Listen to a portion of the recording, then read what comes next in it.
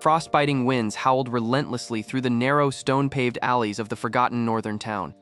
Heavy snow fell from a dark leaden sky, burying the filth of the streets under a deceptive white blanket. A young blonde boy named Vlad stood completely motionless in front of a brightly lit storefront. His hands were stuffed deep into the pockets of a tattered, threadbare burlap coat that offered no real warmth.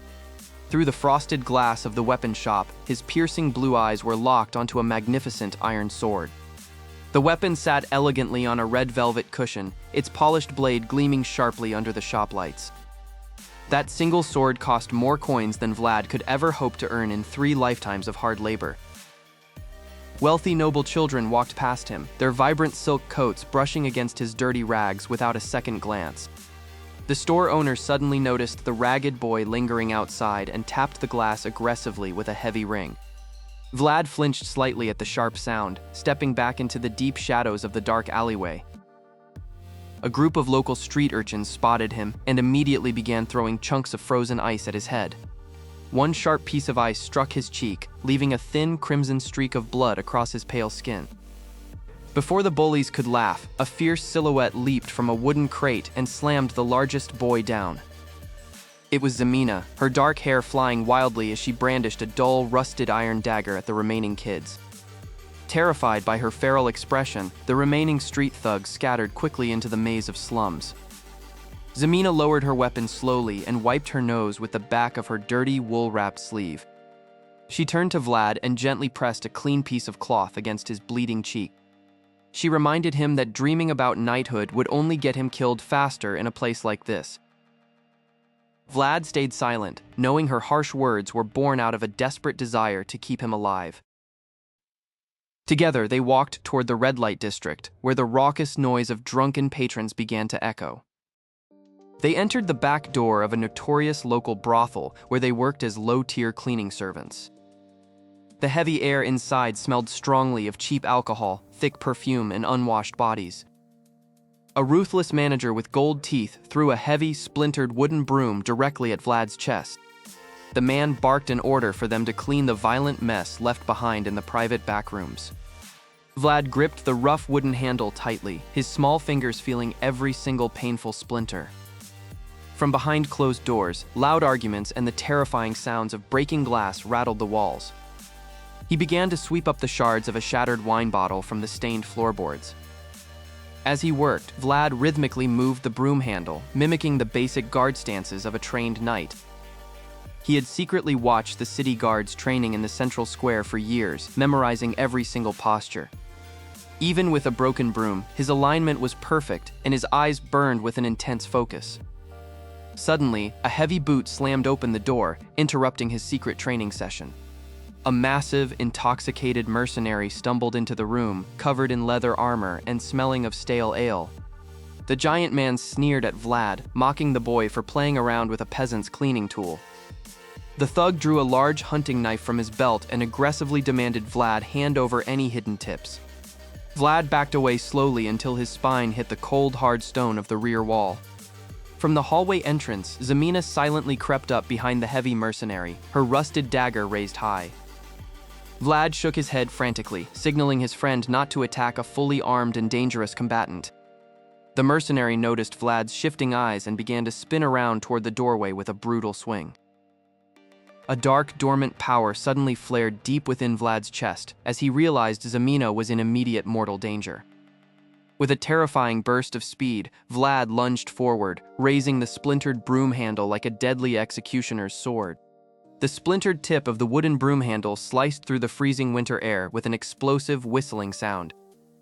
Jack gasped loudly as the sudden violent movement shattered the arrogant sneer right off his scarred face. A heavy-set thug stepped forward instantly, raising a thick, rusted iron pipe to block the incoming strike. The impact of the fragile wood meeting the heavy iron echoed through the narrow street like a loud thunderclap. Vibrations shot up the thug's muscular arms, numbing his thick fingers and forcing him to drop his heavy metal weapon. Vlad twisted his hips smoothly, utilizing the momentum of the rebound to launch a brutal follow-up attack. The blunt end of the broken staff smashed directly into the second henchman's exposed jawbone with sickening force. The injured man collapsed instantly into the deep snow drifts, groaning miserably while clutching his bleeding mouth. Zamina watched the chaotic brawl unfold from the shadows, her breath forming thick white clouds in the freezing air. Jack drew a long, jagged dagger from beneath his heavy fur coat, its polished edge gleaming menacingly. Vlad braced himself by widening his stance, his glowing blue eyes locking onto the criminal leader's every twitch. With a loud, guttural roar, Jack lunged forward blindly, thrusting the deadly dagger directly toward Vlad's throat. Time seemed to slow down completely to Vlad as he observed the clumsy trajectory of the incoming blade. He stepped inside the assassin's guard effortlessly, completely bypassing the dangerous reach of the weapon. Vlad drove the blunt end of his improvised wooden staff deep into Jack's unprotected ribs. Air rushed violently out of Jack's lungs as he staggered sideways, his balance completely destroyed by the hit. The remaining two henchmen rushed forward simultaneously, desperate to protect their fallen commander from further harm. Vlad spun the splintered piece of wood in a rapid defensive arc, creating a blur of sharp motion. The fast-moving wood deflected a swipe from a hunting knife, sending a stinging vibration through the attacker's wrist. Vlad delivered a swift, sweeping kick to the back of the thug's knee, forcing him down immediately. The man hit the hard, frozen ground face first, completely incapacitated by the ruthless efficiency of the strike. The final henchman hesitated, his courage evaporating completely as he looked at his defeated comrades. Vlad pointed the jagged, sharp tip of the broken broom handle directly at the trembling man's throat. Screaming in sheer panic, the last thug turned around and fled into the dark maze of the slums. Heavy, dragging footsteps echoed from behind as Jack struggled back up to his feet, gasping for breath. Blood dripped slowly from Jack's split lip, staining the pristine white snow beneath his worn leather boots. He lunged once more, abandoning all caution and swinging his dagger in a wild, desperate arc. Vlad parried the clumsy blow effortlessly, sidestepping the predictable trajectory with practiced grace. He slammed the center of the wooden shaft heavily against Jack's face, breaking his nose instantly. Jack stumbled backward blindly, his vision spinning out of control as he clutched his broken face. Vlad stood over him, his posture completely rigid and unyielding as the freezing wind whipped his blonde hair. Zamina hurried over to Vlad's side, her feet crunching softly against the fresh layers of snow. She grabbed Vlad's threadbare sleeve tightly, urging him to leave before more gang members arrived. Jack glared up at the two teenagers through a veil of crimson blood, his breathing ragged and shallow. He hissed a bitter vow of vengeance, promising that the entire underworld would soon hunt them down. Vlad did not utter a single word in response, his cold gaze remaining entirely detached and emotionless. He turned away from the bleeding criminal, lowering the broken wooden handle back to his side. Zamina guided him through the complex network of hidden backstreets, desperate to leave the area behind. Behind them, the loud sound of iron boots clicking against cobblestones began to echo from the main street. Suddenly, a towering figure clad in heavy, dark mercenary armor stepped directly out of the blizzard ahead, blocking their only escape route. The towering mercenary raised a massive iron broadsword as the howling blizzard swirled aggressively around his dark silhouette. Zamina tightened her grip on Vlad's tattered cloak, her breath forming thick white plumes in the freezing night air. Vlad shifted his weight onto his back foot, preparing to swing the splintered broom handle despite the overwhelming odds against him. A sudden cascade of loose roof tiles shattered on the cobblestones nearby, momentarily distracting the armored warrior. Seizing the fleeting moment of distraction, Vlad grabbed Zamina's hand and pulled her fiercely into a pitch-black side-crawl space. The mercenary lunged forward blindly, his heavy blade embedding itself deeply into the rotten wooden wall where the children had just stood. Vlad and Zamina scrambled through the tight, frozen dirt passage on their hands and knees to escape the brute's wrath. A muffled roar of frustration echoed behind them as the mercenary struggled to wrench his weapon free from the structural beam. The two children emerged into an unfamiliar, winding street located deep within the absolute worst sector of the lawless slums. Distant iron whistles began to pierce the freezing air, signaling that more ruthless mercenaries were actively joining the manhunt. Vlad pressed his back firmly against a damp brick wall, carefully peering around the corner to scan for any immediate danger. Zamina shivered violently from the biting cold, her thin, ragged clothing offering absolutely no protection against the frost. Realizing they could not survive the night outdoors, Vlad vowed to find a warm hiding spot before the hypothermia claimed them. They crept quietly past a row of shuttered brothels, avoiding the patches of ice that might betray their footsteps to scouts. The heavy thud of marching boots on a nearby stone bridge forced them to dive behind a stack of empty cargo crates. 3 armored scouts walked past their hiding spot, their glowing orange lanterns casting long, terrifying shadows across the snow. One of the scouts paused abruptly, tilting his lantern directly toward the very crates where the children lay hidden. Vlad squeezed his broken broom handle tightly, ready to thrust it into the scout's throat if they were discovered. A stray cat suddenly knocked over a garbage bin further down the lane, drawing the scouts away from the crates. As the guards hurried away to investigate the noise, Vlad noticed a faint plume of gray smoke rising from a low chimney nearby. Following the scent of burning coal and hot metal, they navigated through a maze of crumbling stone archways. They eventually arrived before a reinforced iron door that was slightly ajar, revealing a warm, flickering orange glow from within. Vlad gently pushed the heavy iron door open, the rusted hinges letting out a low, agonizing groan that filled the air. The interior was a vast, cluttered blacksmith workshop filled with thousands of hanging blades, shields, and glowing forge embers. A nervous, elderly man with disheveled gray hair jumped back in absolute shock, dropping a heavy iron hammer onto the floor. "Who goes there? Are you with the gang leaders?" the old blacksmith stammered, his eyes darting frantically around the room. Vlad stepped fully into the light, raising his empty hands to show that they meant absolutely no harm to him. The old blacksmith looked at their frozen faces and tattered rags, his intense paranoia slowly giving way to profound sympathy. "The city guards and mercenaries are hunting us down," Zemina whispered, her voice still trembling violently from the lingering cold. The old blacksmith quickly ran to the heavy iron door, locking it with 3 massive sliding bolts and a thick chain. "Sit by the furnace before the frostbite ruins your limbs completely," the old man ordered, gesturing toward 2 small wooden stools. Vlad and Zemina collapsed onto the wooden stools, instantly basking in the overwhelming, life-saving heat of the great forge. As his body began to warm up, Vlad's eyes immediately locked onto a stunning, half-forged steel sword resting atop the main anvil. The blade possessed an exceptionally unique curvature, designed specifically for advanced knightly swordsmanship rather than crude mercenary brawling. Notice his gaze. The old blacksmith nervously covered the elegant blade with a tattered, oil-stained leather cloth.